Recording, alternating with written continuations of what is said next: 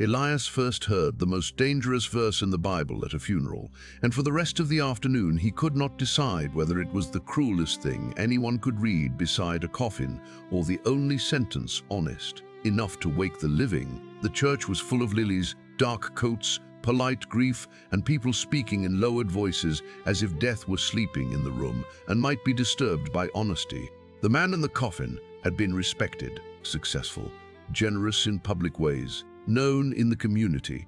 The kind of man people called a good Christian because he owned a Bible, gave money when asked, shook hands firmly, and knew how to say God bless you at the end of a conversation. Then the pastor opened the Bible, not to Psalm 23, not to John chapter 14, not to Revelation's promise of no more tears. He opened to Matthew chapter 7 and read the words of Jesus. Many will say to me on that day, Lord, Lord, did we not prophesy in your name, and in your name drive out demons and perform many miracles? Then I will tell them plainly, I never knew you. Away from me, you evildoers. The room did not move. Even the crying seemed to stop breathing. Elias looked at the coffin, then at the pastor, then at the stained glass window where morning light was falling across a painted image of Christ with open hands. He had heard those words before, but always at a safe distance. In sermons about false teachers, in Bible studies about judgment, in arguments online where people used the verse like a blade pointed outward. But beside a coffin, the verse changed shape. It no longer felt like a weapon for identifying other people. It felt like a mirror held too close to the face. Many will say to me, not a few, many, Lord, Lord. Not people who never used his name, people who did. That was what made the verse dangerous. Jesus was not describing atheists, pagans, mockers, or people who had no religious language. He was describing people who stood before him with a resume of spiritual activity. They had words, they had works, they had power claims, they had public evidence. They even called him Lord, and he did not say, you were not impressive enough. He said, I never knew you. I never knew you. Those 4 words entered Elias and found a room he did not know was locked. After the funeral, people gathered in the fellowship hall. There were trays of sandwiches, weak coffee, and women from the church moving with the practiced tenderness of people who know grief needs food even when nobody is hungry.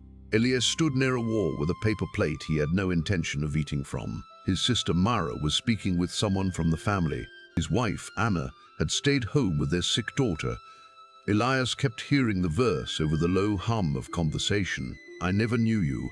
He wanted to dismiss it as inappropriate, too severe for a funeral, too sharp for mourners. There is a time for comfort, he thought. A time to remind people of mercy, a time to speak softly. But the more he tried to push the verse away, the more it pressed inward. Not because he was afraid for the man in the coffin, though that question hovered in the room like smoke. He was afraid because the verse had touched something in him. He was known at church too. He led a men's prayer breakfast once a month. He had spoken at retreats.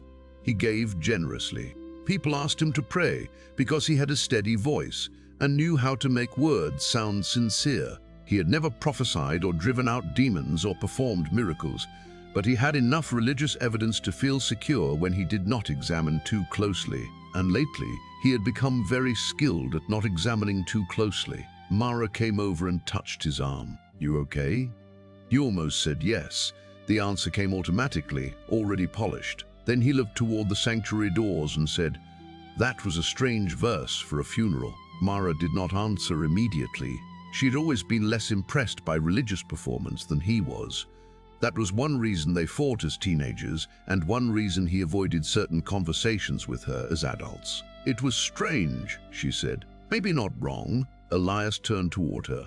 At a funeral, at any place where people are alive enough to hear it. He did not like that. She could tell. I'm not saying I would have chosen it, she added, but Jesus did say it. That was the problem with dangerous verses. You could critique how people used them, but at some point the words still stood there, spoken by Christ, refusing to become less true because they made the room uncomfortable. On the drive home, Elias kept the radio off. Rain had started lightly, tapping the windshield in uneven patterns. Funeral rain, he thought, then disliked himself for the phrase. His phone buzzed with a message from Anna asking if he was coming home soon.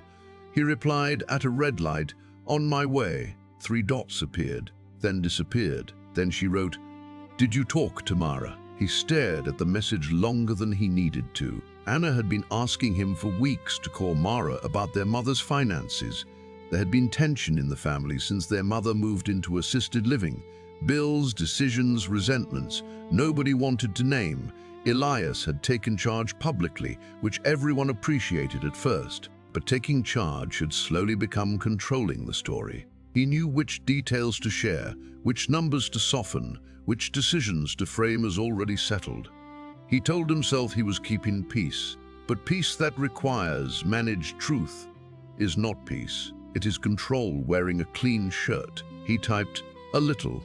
It was technically true. The most useful lies often are. Immediately, Matthew chapter 7 returned with humiliating precision, not because the verse was about his mother's finances specifically, because the verse was about the terrifying possibility of saying the right name while living under the wrong Lord. Lord, Lord, they say, but obedience is missing, relationship is missing, the Father's will is missing. The life does not belong to the one the mouth claims. Jesus had said just before that verse, "Not everyone who says to me, 'Lord, Lord,' will enter the kingdom of heaven, but only the one who does the will of my Father." Not everyone who says, only the one who does. Elias had preached that once, years ago, in a small group on discipleship. He had said the Christian life is not mere verbal confession, but surrendered obedience. People nodded. He remembered feeling pleased with how clearly he had explained it. Now the same sentence sat in the passenger seat like an unwelcome witness. Do the will of my Father. Not perform religious competence, not manage appearances. Do.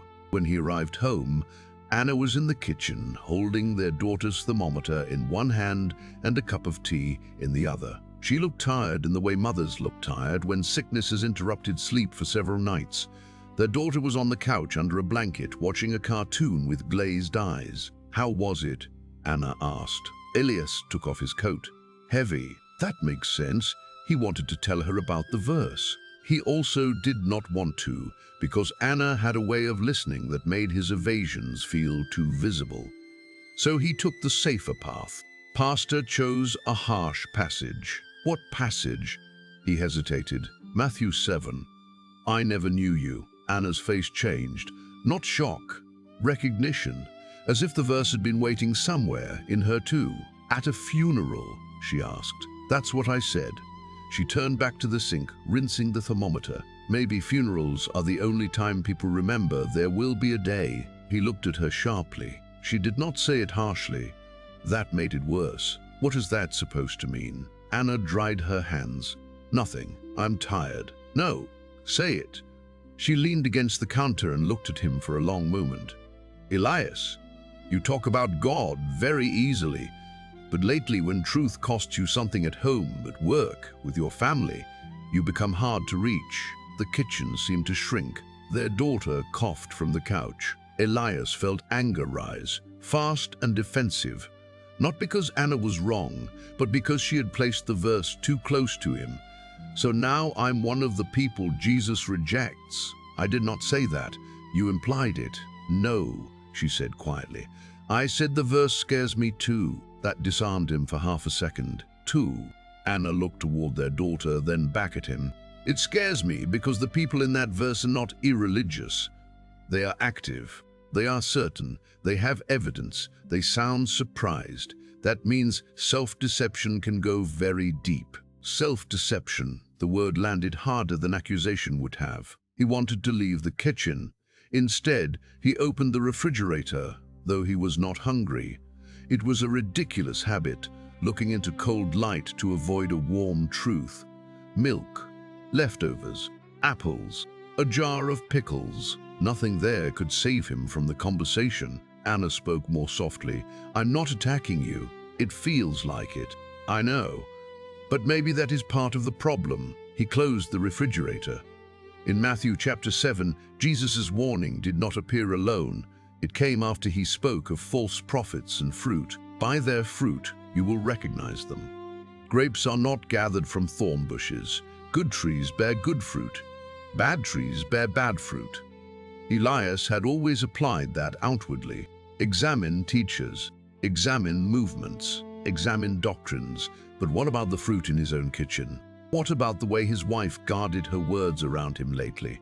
What about the way his sister had stopped trusting his summaries? What about the way he could pray publicly with warmth and speak privately with a cold precision that made people smaller? Fruit is not only what grows on a stage, it grows at the dinner table. It grows in text messages. It grows in the tone people learn to expect from you. His daughter called weakly from the couch. "Dad?" He turned to quickly, grateful for the interruption. She held out her water bottle. "Can you open it?" Such a small thing. A bottle cap, a sick child, a kitchen still tense behind him. He took it, opened it, handed it back. She smiled faintly and said, "Thanks." For a moment, he saw her not as an interruption, but as mercy. A small invitation back into the real world, where love is not measured by public words, but by presence. Then his phone buzzed again. "Mara. Can we talk tomorrow? Not about funeral, about Mom. We need to be honest. Honest." The word came like a second knock. He did not answer. That night, after Anna and their daughter were asleep, Elias sat alone in the living room with Matthew chapter 7 open on his phone. He read the verses before and after the dangerous one because he had learned long ago that isolating a verse can make it either softer or sharper than Jesus meant it to be. Enter through the narrow gate. Watch out for false prophets. By their fruit you will recognize them. Not everyone who says to me, "Lord, Lord," I never knew you. Therefore, everyone who hears these words of mine and puts them into practice is like a wise man who built his house on the rock. Therefore, that word mattered. Jesus did not end the sermon with terror floating in the air. He ended with foundations, 2 builders, 2 houses, same storm. Rain, streams, winds. One house stands because it is built on the rock. One falls with a great crash because it is built on sand. And the difference is not that one heard Jesus and the other did not. Both heard. The difference is that one put his words into practice. Elias stared at that phrase. Puts them into practice, not admires them, not teaches them, not quotes them, not builds a reputation around them. Practices. The most dangerous verse in the Bible, he realized, was not dangerous because Jesus is unwilling to save. It is dangerous because people can become fluent in the language of salvation while remaining strangers to surrender. They can say Lord with their mouths, while the actual Lord of their decisions is image, comfort, power, money, bitterness, control, or self-protection. They can do religious works and still refuse the relationship those works are supposed to flow from. They can mistake being useful in spiritual spaces for being known by Christ. I never knew you. Not I knew you once and changed my mind. Not you were weak and I lacked mercy. Never. The word never made Elias put the phone down. He stood and walked to the hallway where family photos hung in uneven frames. Wedding, baptism, their daughter as a baby, his mother before the decline, standing in a garden with one hand raised to block sunlight, his father, long gone, Mara and him as children, arms around each other before adulthood taught them how to keep score. He looked at Mara's face in the old photo, then he picked up his phone and opened the message. His thumb hovered over the screen. He wanted to type, "Sure, we'll talk," and leave the truth for tomorrow. But something in him knew the first practice of the verse was not tomorrow's conversation, it was tonight's honesty. He wrote, "Yes, and you're right. I have not been fully honest about some things." He almost deleted the second sentence. That was the sentence that cost him. So he sent it before fear could become wisdom. Immediately his stomach tightened. He imagined Mara's reply, her questions, her anger, the accounting, the family tension, the loss of being seen as the responsible one, the one who handled things, the one who knew. For years, he had thought the narrow road was mainly about avoiding obvious sins. Now it looked like telling the truth, when a lie had made you look competent. Marat's reply came 5 minutes later. "Thank you, tomorrow then." Only that. No explosion, no absolution. A door opened, not wide. Enough. Elias went back to Matthew chapter 7. The verse still frightened him. Maybe it always should. Not with the fear that drives a soul away from Jesus, but with the clean fear that refuses to let religious performance replace obedience. Proverbs says the fear of the Lord is the beginning of wisdom. Not panic, not despair, not suspicion that Christ is eager to reject the sincere and broken. The kind that makes a man stop using the name of Jesus as decoration over a life he still wants to govern himself. He sat in the dark living room and prayed. At first, the old public voice tried to come, fluent, warm, balanced, the voice people liked. Then the real prayer came, awkward and bare. "Lord, do you know me?" The question shook him, not because Christ lacked knowledge. God knows all things. The question was not about information. It was about relationship, communion, surrender. Was Elias living as one known by Christ, or as one known by church people, known by reputation, known by usefulness, known by the version of himself he could maintain? He thought of John chapter 10, where Jesus says, "I am the good shepherd. I know my sheep and my sheep know me." Known by the shepherd, not merely seen in a crowd, not merely counted among religious activity. Known, called by name, led by voice, following. Then another verse came, one he did not want because it was too simple. "My sheep listen to my voice." Listen. He had listened at the funeral, in the kitchen, in the text from Mara, in Matthew chapter 7. The question now was whether he would practice what he had heard. He bowed his head. "Then teach me to stop performing and start obeying." No thunder answered, no feeling rushed in. But downstairs, somewhere in the quiet building, a door closed softly. Elias looked toward the sound, and for a moment, it felt like mercy giving him an image he could understand. One door closing, another waiting to be opened. The next morning, Elias woke before his alarm with the strange dread of a man who had told the truth just enough to make lying harder. The room was still blue with early light. Anna slept turned away from him, one hand tucked under her cheek. Their daughter coughed once from the next room, then settled again. For a few seconds, Elias lay still and tried to remember why his chest felt tight. Then he remembered the verse, "I never knew you." Then Mara's message, "Tomorrow then." Then Anna's words in the kitchen, "You talk about God very easily, but lately when truth costs you something, you become hard to reach." He wanted to call that unfair. He had not been unfaithful in some obvious, scandalous way. He worked, provided, served, gave, led prayer, answered calls, visited his mother, paid what needed paying. People trusted him. The problem was subtler than failure. That was what made it harder to repent of. He had used responsibility as a shield against examination. He had hidden control inside competence. He had mistaken being needed for being surrendered. The dangerous verse had not accused him of being irreligious. It had accused him of trusting the wrong evidence. He got out of bed quietly and walked to the kitchen. The funeral program from yesterday was still folded on the counter. Anna must have taken it from his coat pocket. The name of the dead man was printed in gold letters. Beneath it, 2 dates, a life reduced to a line between numbers. Elias touched the paper but did not open it. At the bottom corner, in small text, was the verse the pastor had chosen as the funeral theme. "Prepare to meet your God." Amos chapter 4. Elias almost laughed at the severity of it. Who chooses Amos for a funeral? But the laughter did not come, because the sentence was not only for the dead. The dead had already met him. The living were the ones still preparing or pretending they would not have to. He made coffee, then opened Matthew chapter 7 again.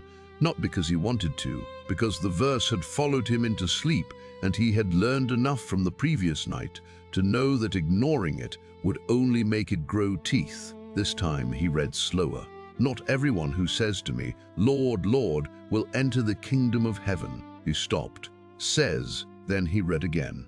"Only the one who does the will of my Father who is in heaven." Does. The difference between says and does had never felt so large. He thought of his mother's finances. After she moved into assisted living, Elias had taken over much of the paperwork. At first, everyone was grateful. Mara had 2 children and a job with unpredictable hours. Elias had spreadsheets, passwords, a habit of order, and the kind of voice that made institutions cooperate. But control grows quietly when people praise it. Soon he began making decisions before conversations happened. Not stealing, not cruelty, nothing that would look like sin from far away. Just shaping things so he did not have to be challenged. A transfer here, a delayed explanation there. We talked about this when really he had mentioned it briefly and moved on. A summary to Mara that left out the part where their mother had asked for something different. He had told himself he was saving everyone's stress, but truth had been edited to preserve his authority. He poured coffee into a cup, then did not drink. The smell made the kitchen feel ordinary, and the ordinariness offended him. It seemed wrong that a man could face something eternal while the refrigerator hummed and the kettle clicked and his daughter's school magnet held a spelling list to the wall. But perhaps that was exactly where judgment begins to wake the living. Not in theatrical darkness, in kitchens, in records, in text messages, in records, in text messages, in the habits no one else sees because they are too normal to question. Anna entered wrapped in a sweater, hair loose, face tired. "You're up early," she said. "I couldn't sleep." She glanced at the open Bible on the table. "Matthew 7, he nodded. She said nothing. That was merciful and irritating at the same time. He took a breath. "I need to talk to Mara today. I know. I've not been fully honest with her about Mom's finances." Anna's eyes lifted to his. He expected shock, maybe accusation. Instead, he saw sadness, as if she had known but waited for him to say it himself. "How much?" she asked. "Not stealing," he said quickly. "I didn't ask that." The correction was quiet, but it cut. He sat down. "No stealing," he repeated, slower, "but I made decisions without telling her the whole picture. I framed things so she would agree. I used being organized to get my way." Anna sat across from him. Why? He wanted to answer with facts. Mara was emotional. Their mother was confused. The bills were complicated. Someone had to handle it. Those were all true enough to be useful as hiding places. Instead, he said, "Because I like being the one people trust." Anna's face softened. That made him look away. "And because I don't like being questioned once I've decided I'm right," he added. The words came out like stones. There it was. Not a financial issue only, a lordship issue. He had called Jesus Lord, but in family decisions he had guarded his own throne. A small throne, maybe. A spreadsheet throne. A caretaker throne. A responsible son throne. But a throne all the same. Anna reached across the table and touched his hand. "Then tell her that." He almost pulled away. "She'll be angry." "She may be. She'll think I manipulated her." Anna did not answer, because the answer was yes. He closed his eyes. The dangerous verse was becoming less abstract by the minute. Its danger was not that sincere believers who stumble should despair. Its danger was that a person could cover unsurrendered places with religious usefulness and never let Christ rule them. Elias did not need to solve the whole mystery of Matthew chapter 7 before obeying the next clear thing. He needed to call his sister. Their daughter shuffled in wearing pajamas and one sock, hair wild from fever sleep. "Dad," she whispered, "my throat hurts." The conversation paused. Anna stood immediately. Elias went to the cabinet for medicine. Their daughter leaned against his side while he measured the dose. Her small body felt warm through the thin cotton of her shirt. "Can you stay home today?" she asked. He had meetings, a call with Mara, a report due, messages waiting. The old reflex rose, explain why he could not, promise to check in, leave Anna to manage because she was better at it anyway. But the child's face turned up toward him with simple need, and Elias felt another part of Matthew 7 come alive. Fruit, not public fruit. This fruit. Patience, presence, gentleness, love that costs a workday. He looked at Anna. "I can stay until noon," he said. Maybe longer if I move things. Anna looked surprised. That hurt. He texted work. Rearranged 2 meetings, cancelled one. It cost him less than he would have claimed yesterday. That humiliated him too. Sometimes what we call impossible is only inconvenient to our self-importance. His daughter fell asleep on the couch after the medicine. Anna went to shower. Elias sat in the chair nearby with his laptop unopened. The funeral program lay on the table. The Bible beside it. A dead man's name. A living man's warning. A sleeping child. A sister waiting for a conversation. He picked up his phone and called Mara before courage could evaporate. She answered on the second ring.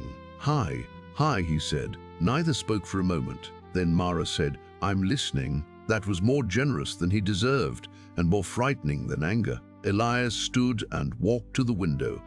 The street outside was wet from last night's rain. A neighbor was dragging a trash bin to the curb. Somewhere, a dog barked. "I need to tell you what I meant last night," he said. "I've not been fully honest about Mom's finances." Silence. He continued before she could speak. "I did not steal anything, but I have made decisions and then presented them to you as if they were the only reasonable option. I left out details. I minimized Mom's preferences when they complicated what I thought was best. And I made you feel like you were being emotional when you questioned me." Mara's breath changed on the line. "That last part," she said. "Say that again." He swallowed. "I made you feel like you were being emotional when you questioned me." "Yes," she said. Her voice was tight now. "You did." He closed his eyes. "I'm sorry." "Are you sorry because you got scared at a funeral?" The question struck exactly where he feared it would. He wanted to defend himself. Say that was unfair. Say repentance can begin anywhere. Say she should be glad he was calling. But he heard the pride underneath the defense before it reached his mouth. "Partly," he said. Mara was quiet. He continued, "I am sorry because the funeral scared me, because Matthew 7 scared me, because Anna told me the truth, because I don't want to stand before Jesus with a life full of religious words and hidden control. But I am also sorry because I hurt you, and I should have said it before a funeral scared me." The silence after that was different, not healed, but real. Mara said, "I have felt like you were managing me instead of talking to me." "I know." "No," she said, sharper now. "You don't know. You know now because you're ready to say it. I have known for months." He deserved that, so he did not correct it. She continued, "I stopped asking questions because every time I did, you made me feel like a child." Elias gripped the windowsill. "I'm sorry. You keep saying that. I don't know what else to say yet." "Good," Mara said. "Then don't fill the space." The sentence sounded so much like her that he almost smiled despite the pain. He did not fill the space. For once his silence was not control, it was surrender. Mara exhaled. "Send me everything.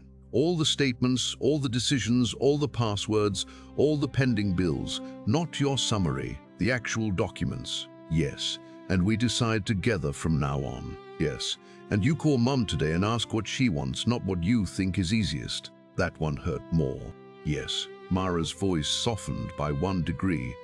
"I love you, Elias, but I don't trust you with this right now." The words landed like judgment. Maybe they were mercy. "I understand," he said, though part of him wanted not to. After the call ended, Elias stood at the window for a long time. Their daughter coughed in her sleep. The laptop waited. His coffee had gone cold. His reputation as the responsible one had cracked. Not publicly, not completely, but in the one place where the false version had been strongest. He thought again of the men in Matthew 7. "Lord, Lord, did we not do many things?" Jesus did not deny that things had been done. That was the terror.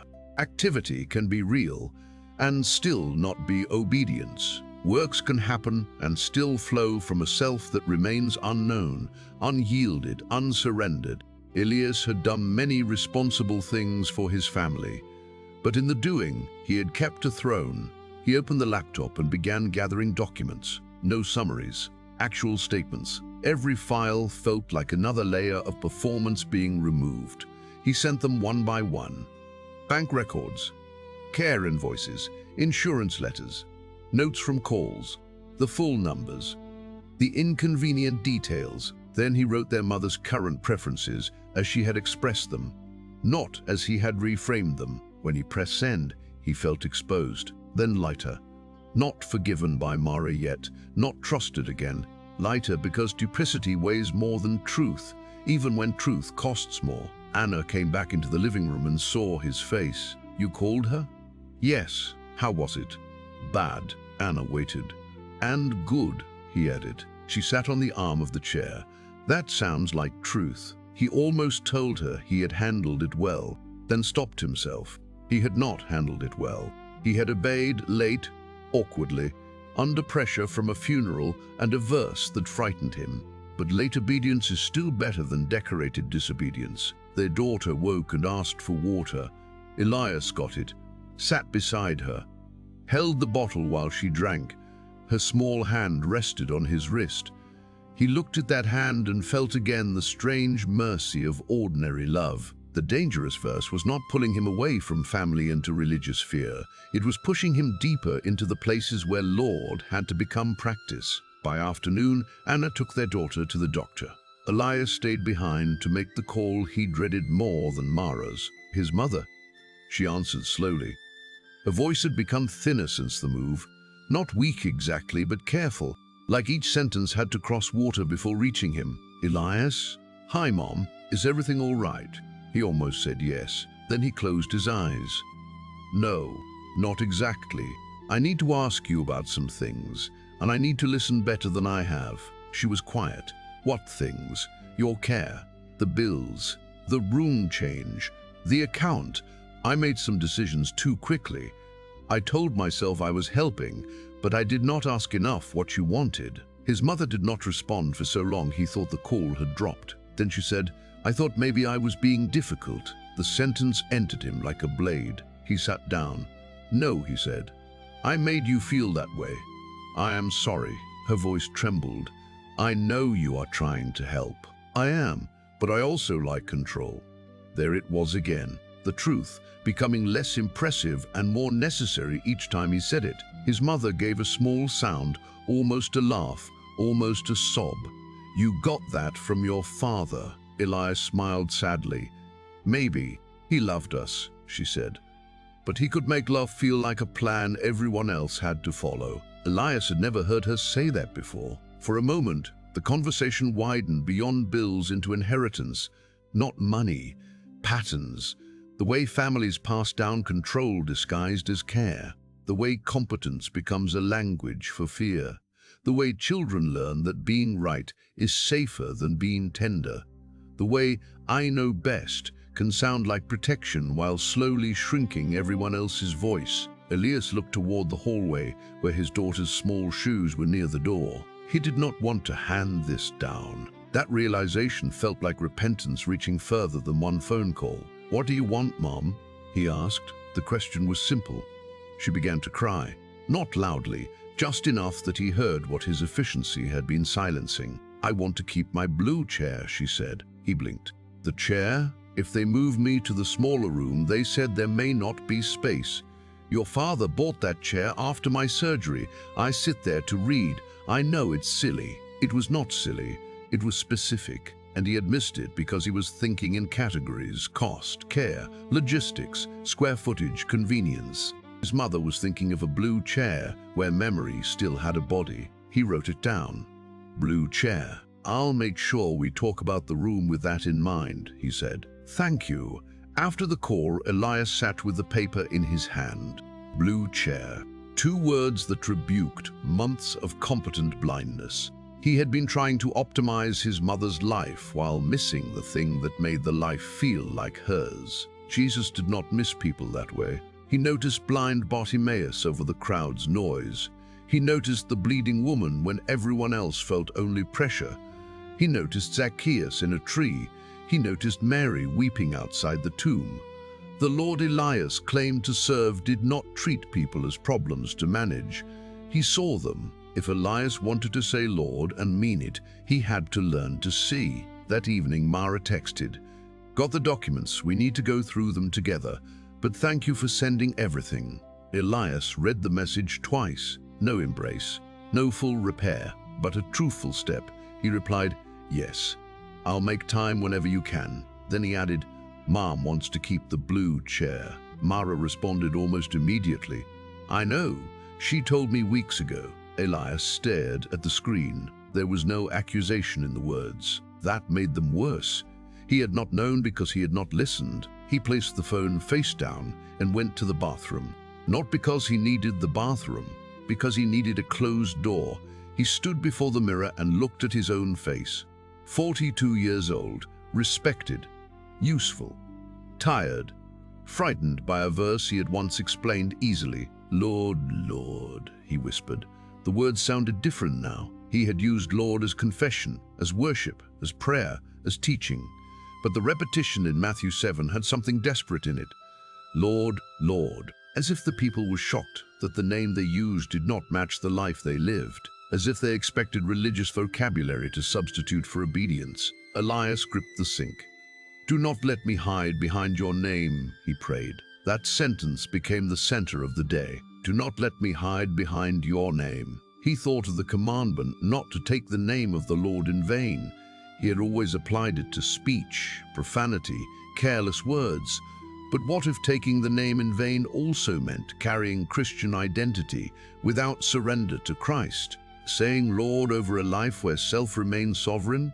Using God's name to decorate ambition, control, manipulation, greed, apathy, bitterness, or image? What if vain use of the name could happen with hymns, prayers, sermons, and leadership roles? If the heart refused to be known? He lowered his head. The dangerous verse was no longer simply about final judgment. It was about the mercy of being warned before the day. That changed everything. If Jesus wanted merely to terrify, he could have stayed silent until judgment. But he spoke the warning on a hillside to living people with ears, choices, time. The verse was dangerous because it could expose false assurance. But it was also merciful because exposure before the day is an invitation. Elias left the bathroom and found Anna in the kitchen feeding their daughter soup. The doctor had said it was viral, nothing serious. Rest, fluids, patience. Their daughter looked slightly better, though still pale. Anna glanced at him. "You okay?" he thought before answering. "No," he said, "but maybe more awake." She nodded. "That sounds better than okay." After their daughter went to bed, Elias and Anna sat at the kitchen table. He told her about Mara, the documents, their mother, the blue chair, his father's pattern, his own. Anna listened with the kind of exhaustion that still makes room for love. Then she said, "There is something else." His body tensed. She saw it. "I'm not trying to pile on, but if this is the conversation we are having, then yes. There is something else." He wanted to say, "Not tonight." He did not. Anna folded her hands around her mug. "You lead prayer at church with such tenderness. People feel safe with you there. But at home, when I bring up something hard, you become a lawyer." The accuracy hurt. "You cross-examine me," she said. "You ask for exact words, exact timing. You make me prove the feeling before you will consider whether there is truth in it. And by the end, I feel foolish for having said anything." Elias slipped down. This was not about Mara now, not his mother, not finances, not public responsibility. This was the inner room, the fruit at home. "I didn't know it felt that bad," he said. "I know." That was not absolution, it was grief. He thought of Jesus saying, "By their fruit you will recognize them." Fruit is what others have had to eat from your life. Elias's public fruit tasted sweet to many people, but what had Anna been eating at home?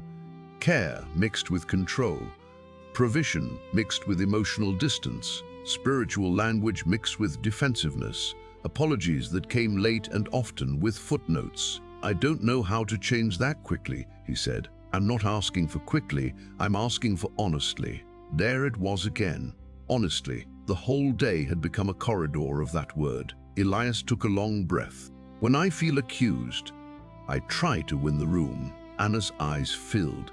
"Yes," she said, "and I don't want to be in a marriage where one of us has to win the room." Something in him broke at that, not dramatically, more like a seam opening. "I'm sorry," he said. She waited. He did not add anything. No explanation, no counterpoint. No, but you also. Just sorry. The silence after it was uncomfortable because he had nothing to manage it with. Maybe that was good. Maybe repentance needs silence, the way soil needs rain. Anna reached for his hand, not all the way across the table, halfway.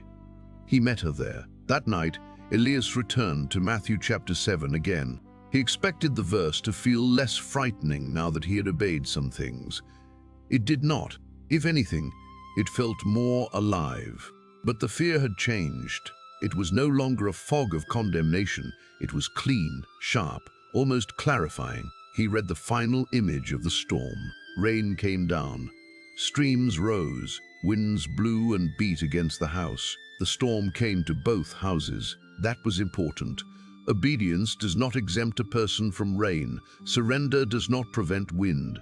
Being known by Christ does not mean life never beats against you. The difference is foundation, rock or sand, practice or performance, hearing and doing or hearing and admiring. Elias had built some beautiful rooms on sand, public rooms, useful rooms, religious rooms, rooms other people admired. But the storm does not care how admired the house was. It tests what it stands on. He took a piece of paper and wrote 2 columns, sand, rock. Under sand, he wrote image, control, summaries, winning, public tenderness, private hardness, saying, Lord without listening. Under rock, he wrote truth, obedience, being known, actual documents, blue chair, listening, practice, repentance without footnotes. The list looked almost childish, but clear. He folded it and placed it inside his Bible at Matthew chapter 7. Then he prayed again, less frightened now, but more serious. Jesus, know me, not the version I perform, me, and teach me to know you in the places where I keep choosing myself. He stopped, then added the harder sentence. And if anything I call service is helping me avoid surrender, take it apart. That was a dangerous prayer. He knew it. But after a day with a dangerous verse, he no longer wanted safe prayers that left him untouched. He wanted rock, even if rock had to be reached by tearing up sand. By the 3rd day, Elias began to understand why Jesus ended the sermon with a storm and not with applause. Applause can be fooled. Storms cannot. A crowd can admire the house, praise the windows, comment on the height of the walls, enjoy the warmth of the rooms, and never ask what the foundation is made of. But rain asks, floodwater asks, wind asks, loss asks, conflict asks, marriage asks,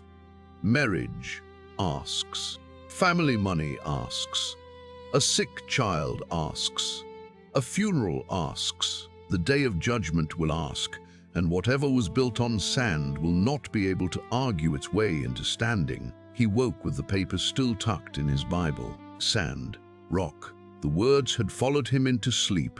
He had dreamed of a house with a beautiful front door and no floor underneath. In the dream, people kept entering, complimenting the light, while Elias stood near the wall, trying to warn them that something was wrong beneath the carpet. But when he opened his mouth, no sound came. He woke unsettled. Anna was already up with their daughter. From the bedroom, he could hear the low murmur of her voice, the small cough, the kettle in the kitchen. Ordinary sounds, the sounds of a house that could either be practiced love or religious scenery, depending on what he did next. He opened Matthew chapter 7 before touching his phone. Everyone who hears these words of mine and puts them into practice. Everyone. That meant the verse was not for a special class of spiritual elites. It was for anyone who heard. The difference was not access to truth, but response to truth. Elias had spent years around truth. He had underlined it, taught it, defended it, quoted it, applied it to culture, to false teachers, to weak believers, to movements he distrusted. But now the question was painfully simple. Where had he practiced it when it cost him his throne? He walked into the kitchen. Anna was making toast for their daughter, who sat wrapped in a blanket at the table. She looked better, but still tired. Elias kissed her forehead.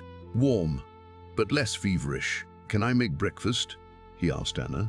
She looked at him with cautious surprise. "You have the call with Mara this morning. I can do both."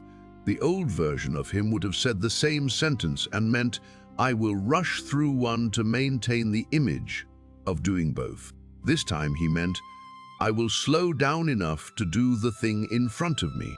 He burned the first piece of toast. Their daughter laughed weakly, and the sound loosened the room. Anna smiled. Elias scraped the black edge into the sink and made another. Small fruit, almost embarrassingly small, but fruit. At 9, Mara arrived with a folder under her arm and a face that had not decided whether to forgive him or fight him. Maybe both. Elias opened the door and stepped back. "Coffee?" he asked. "No," she said. "Documents first." That was Mara. Mercy could wait until Truth had a table. They sat in the dining room. Anna took their daughter to the bedroom to rest, giving them space but not rescue. Mara opened her folder. Elias opened his laptop. For 2 hours they walked through statements, invoices, care costs, pending decisions, room options, the blue chair, their mother's preferences, and the places where Elias had made decisions too quickly. Mara's questions were precise. Some were fair, some carried anger that went beyond the numbers. Elias felt his body react each time, defend, explain, correct, win. He noticed the old courtroom rising. Then he put his hand on the paper in his Bible beside him. Rock. Practice. Listen. At one point, Mara said, "You always act like I don't understand because I don't use your exact words." He almost answered, "That is not what I do," but it was. Maybe not always, often enough. So he said, "I can see that." Mara paused, suspicious.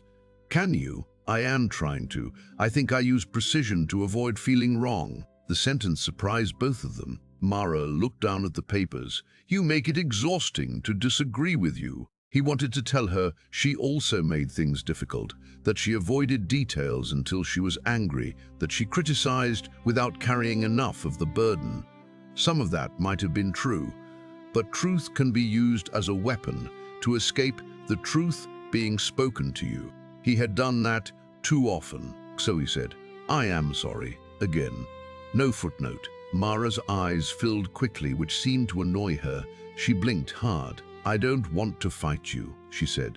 "I just want to be treated like Mom is my mother too." Elias looked at the blue chair written in his notes. His voice lowered. "I did not treat you that way. No, I will now." Mara did not say thank you. Maybe she was not ready. Maybe the words would have been too cheap. Instead, she pushed one of the documents toward him. "Then we start here." They did, and something strange happened. The work did not become easy, but it became cleaner. There were still disagreements. There were still costs.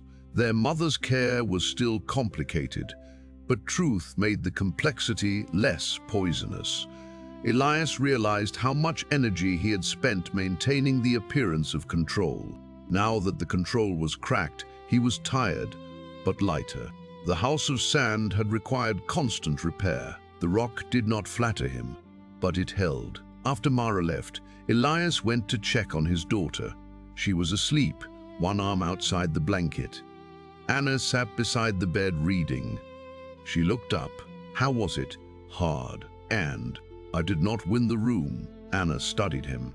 "Good," she said. He nodded. "It did not feel good, I know, but it felt truer." Anna closed the book. "That might be what good feels like at first when you're used to control." He almost laughed. "You and Mara should start a ministry." "We already have. It is called Telling You the Truth." This time he did laugh. Not because the issue was light, because the room had enough grace for laughter. That afternoon, Elias went to visit his mother. He brought the blue chair up from the storage room where it had been moved during the last rearrangement. It was heavier than he remembered and more worn than he expected. Faded fabric at the arms, one back leg slightly uneven, a small patch near the seat where his father had once repaired a tear badly and proudly. The facility staff offered to help, but Elias wanted to carry it himself for at least part of the way. Not as penance, as participation. His mother was sitting by the window when he entered. Her face changed when she saw the chair. "Oh," she said, "only that." but the word held more gratitude than a long speech. The staff helped place it near the window. The room immediately looked more like hers. Not perfect, not home exactly, but less generic. A piece of memory returned to the body of her life. His mother ran her hand over the armrest. "Your father hated this chair." Elias smiled. "He bought it. He said it was ugly after he bought it." "That sounds like him." She sat slowly with Elias supporting one elbow. Once settled, she leaned back and closed her eyes. "There," she whispered. "That is better." Elias felt something in him break open quietly. All the spreadsheets, all the decisions, all the managed conversations, and he had almost missed the chair. He sat across from her. "I'm sorry I did not listen sooner." She opened her eyes. "You are listening now." That was grace, but it was not erasure. Listening now did not undo months of not listening, but it changed the road ahead. Elias was learning that repentance is not time travel. It is turning. It does not make the past harmless. It puts the future under a different Lord. His mother looked at him for a long time. "You are afraid when things are not in order." "Yes, you were that way as a boy. When your father got sick the first time, you lined up your toys by size." Elias did not remember that. "You thought if the room was ordered, maybe the world was," she said. He looked toward the window. Outside, a worker was blowing leaves from the walkway. The leaves scattered before settling again. "I still do that," he said. "I know." She said it without cruelty. Then she reached out her hand. He took it. Her fingers were thinner now, the skin soft and papery. He had been so busy managing her care that he had not simply held her hand in weeks. This too was fruit. Not dramatic, not public, not something he could report at prayer breakfast. A son holding his mother's hand without converting the moment into a task. She said, "Your father did love us." "I know, but he was hard to reach when he thought he was right." Elias looked at her. She squeezed his hand weakly.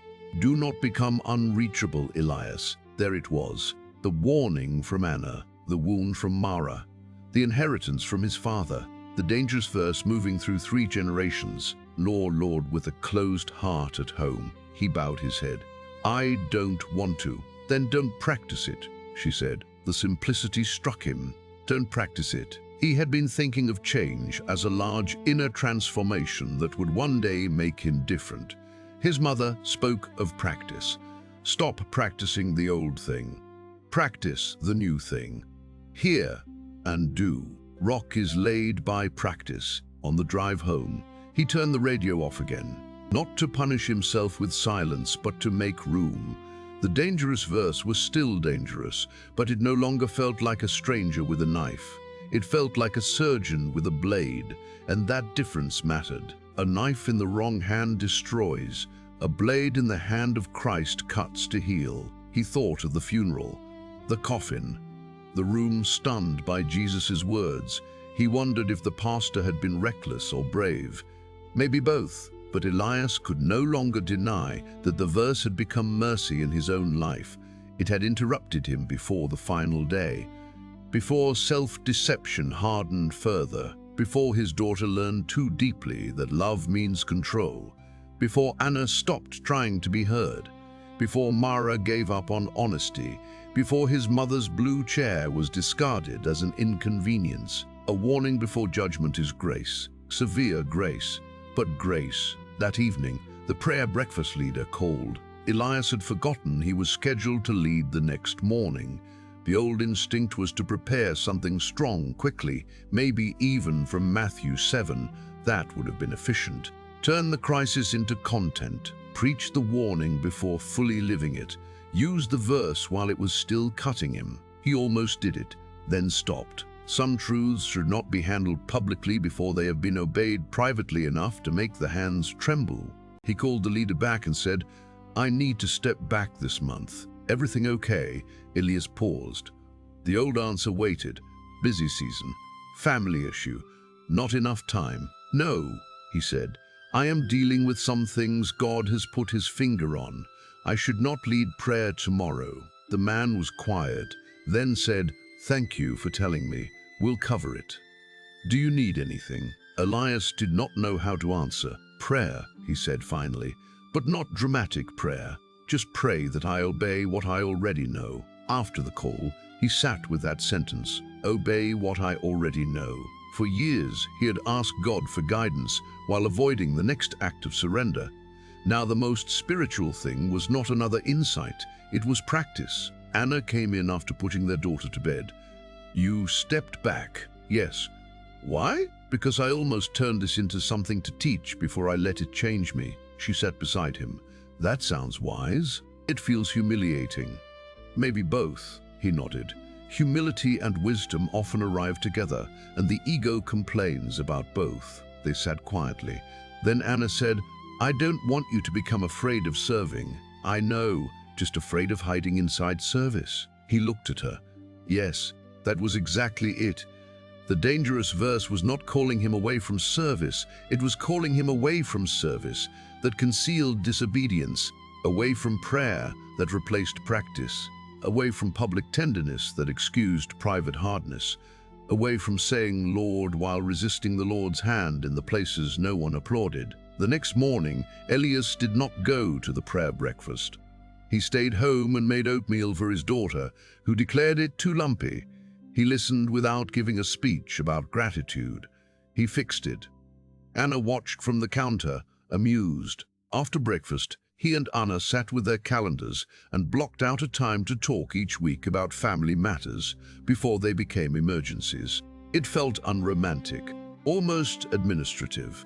But maybe love needs structures where truth has room to breathe before resentment writes its own story. At noon, Mara sent a spreadsheet with shared access. "Try not to take over," she wrote. He smiled. "I will practice," he replied. She sent back, "Good word. Practice." It was becoming the word of the week. In the afternoon, Elias walked past the church where the funeral had been held. He had not planned to stop, but the doors were open. Someone was inside, arranging flowers for Sunday. He stood at the back of the sanctuary. The lilies from the funeral were gone. The coffin was gone. The pews were empty. Sunlight moved through the stained glass again, touching the floor in red and gold. He sat in the back row. For a while, he said nothing. And he imagined the day Jesus described. That day, the day when religious language would not be enough. The day when hidden lords would be exposed. The day when many would say, "Lord, Lord," and discover that activity had never become surrender. He felt the old fear rise, but now it brought him toward Christ instead of away. "Lord," he said quietly, "I do not want to know how to sound like yours. I want to be yours." The sanctuary held the words. No one else heard. That helped. He opened to John chapter 10 and read the words again. "I am the good shepherd. I know my sheep, and my sheep know me." Known by him. That was the opposite of Matthew 7's terror. Not religious strangers listing achievements at the door. Sheep known by the shepherd. People who listen to his voice. People who follow. People who stumble and return. People who are corrected because they are loved. People whose fruit grows from abiding, not performance. The dangerous verse had exposed the wrong evidence. John 10 offered the right one. Do I know his voice? Do I follow when he speaks? Does my private life move toward him or away from him? Does repentance happen when truth finds me? Is there fruit where no one is clapping? Am I building on practice or performance? He did not answer quickly. That felt important. In the quiet, he thought again of the man in the coffin. He did not know that man's heart. That belonged to God. The verse was not given so Elias could judge the dead from a safe distance. It was given so the living would stop lying. So people who still had breath would not confuse reputation with relationship, ministry with intimacy, words with obedience, power with holiness, usefulness with being known. The funeral was over. The warning remained. As he left the church, he saw the pastor near the side door carrying a box of hymnals. Their eyes met. The pastor recognized him. "You were at the funeral." "Yes." The pastor set the box down. Hard service, hard passage. The pastor nodded slowly. "Yes." Elias almost kept walking. Then he stopped. "Why did you choose it?" The pastor looked toward the sanctuary. "Because the man asked me to." Elias stared at him. "What?" The pastor's face softened. He wrote instructions years ago. He said if people came to his funeral and only heard that he was a good man, they would miss the point. He said, "Tell them Jesus warned religious people too. Tell them not to hide behind my reputation." Elias felt the air leave him. The pastor continued, "He was not a perfect man. He knew that. But near the end, he was very concerned that people not mistake church respectability for knowing Christ." Elias looked back into the sanctuary, the coffin, the lilies, the stunned room, the dangerous verse, not cruelty, a final act of witness, a dead man refusing to let his funeral become a monument to appearances. The pastor lifted the box again. "It troubled you?" "Yes," Elias said. "Good," the pastor answered.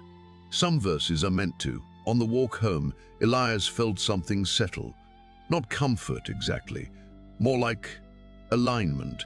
The verse had not been thrown carelessly into grief. It had been chosen by someone who knew death was coming and wanted the living warned. That made it even heavier and more merciful. That night, Elias gathered Anna and Mara on a video call with their mother. It was awkward at first. Their mother sat in the blue chair. Mara asked questions. Anna helped clarify one point. Elias spoke less than usual. When he did speak, he tried to answer what was asked, not what made him look best. Once, he began to summarize too quickly, and Mara said, "Slow down." He did. His mother laughed at that, and the laughter warmed the call. Near the end, their mother said, "This is better, not perfect, better." Rock is often built that way, not all at once, better. After the call, Elias washed the dishes while Anna put their daughter to bed. He used to rush through dishes or leave them because more important things waited. Tonight, he noticed the warm water, the soap, the plates from the day, ordinary evidence of life. His hands doing a hidden thing no one would praise. He thought of Jesus washing feet in John chapter 13, the Lord and teacher kneeling with a towel. If anyone had the right to be above ordinary service, it was him. Yet he lowered himself. Elias had loved that passage for years. Now he saw how little he had wanted to practice it in the rooms where he had status to lose. Lord means towel too, not only title, not only song. Towel, truth, listening, blue chair, documents sent, apologies without footnotes. Doors opened before the storm. He dried the last plate and put it away. Before bed, he opened the paper inside his Bible. Sand, rock. The two columns looked almost too simple for the complexity of the week.